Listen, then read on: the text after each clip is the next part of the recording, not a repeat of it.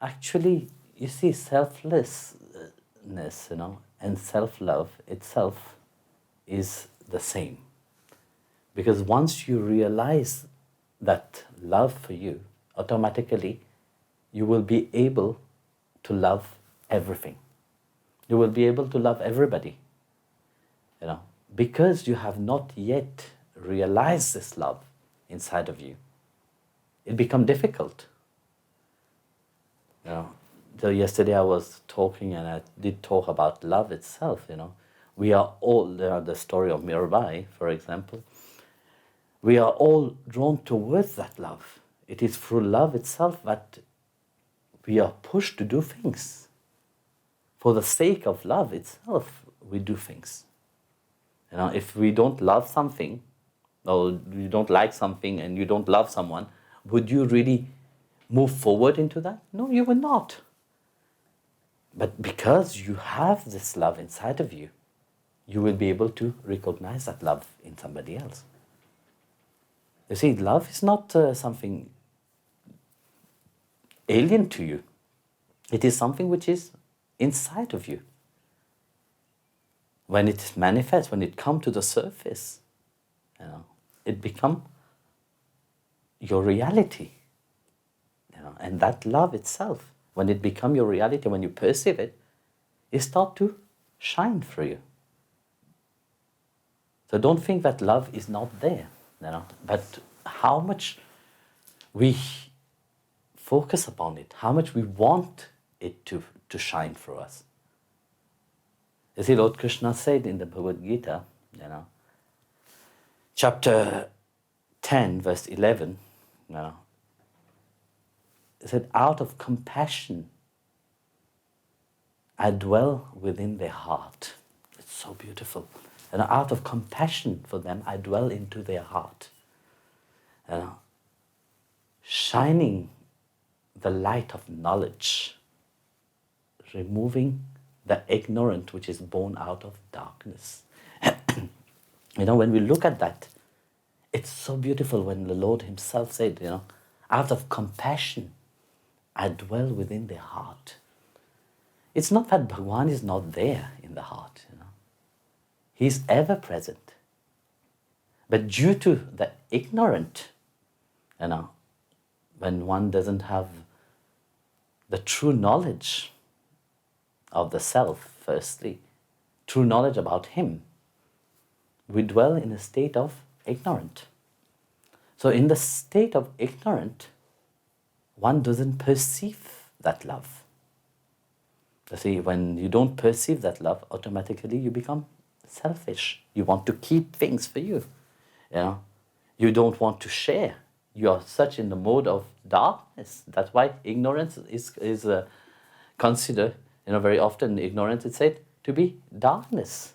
So if one dwell into that state of darkness, do they perceive the light? No, they can't perceive the light. So only when you dwell into the state of light, when you have the true knowledge inside of you, that what is inside of you start to shine. So when you are in darkness, the distance between, the ego especially, and the self, they're so big, it's so covered with so many layers. But that what you shine, what you have inside of you can't shine, can't show itself, can't beam its light. And what you have inside of you, like Krishna said, is he is the indweller of things. But for him, for you to see him, for you to perceive him, which is the indweller of the self, you must rise beyond that ignorance. So if you keep having that ignorance inside of you, it becomes very difficult. So removing that ignorance through the light of knowledge, the Lord starts shining through you. So yourself is start to shine, So what is inside of you? First, when you're in the mode of ignorant, your mind, your intellect, your senses, they all are bound by the same ignorant quality, which is awakening from that. So when you are in that state, in the mode of ignorance, of course you can't be selfless. You're fully selfish.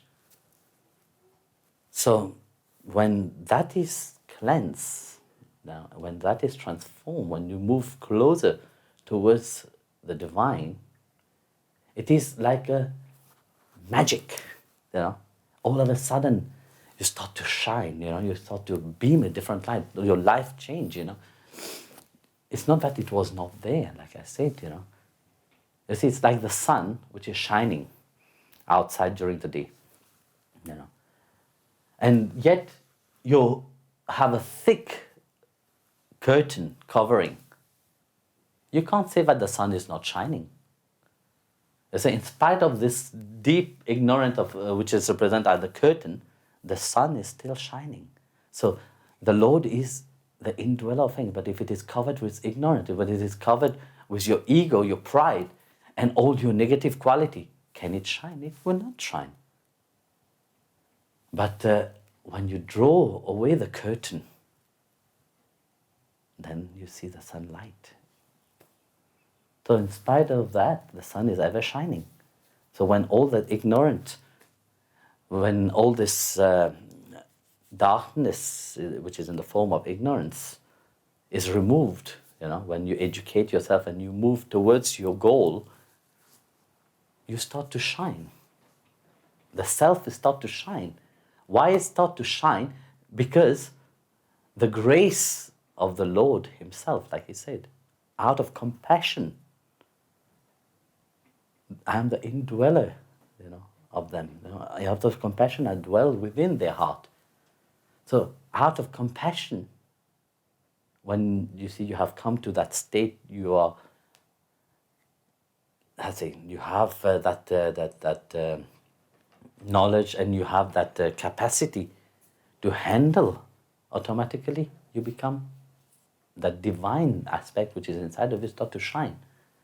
It starts to shine through your mind. It starts to shine through your intellect. It starts to shine through your senses. So all these start to have a different aspect of their own, which is the transformation from the limited self into the divine self. So even the mind become divine, the intellect become divine, and the senses, everything that you do, become divine and start to reflect that aspect of the self which is embedded inside of you, deep inside of you, start to shine through you. So automatically, whatever you do become selfless. So it's not, you don't stay in the same mode of selfishness, but when you get to know who you are, you dwell in a state of awareness, you start to shine the light of the Lord himself, that grace which he awake inside of you, you start to reflect that light. So again, grace is not depend upon you, because you have come to a certain level due to your spiritual exercises, due to your effort. In the yoga term, it's called savikalpa, savikalpa samadhi. So where you have come to a certain level of you have done through your effort, you have polished yourself, but yet there is still a little bit which is not in your hand to attain nirvikalpa. So that little reside in the grace of Srimad Narayana. And that he remove it, by his grace only. So that's why effort is important, but it's also important to rely completely on attaining the grace of Srimad Narayana.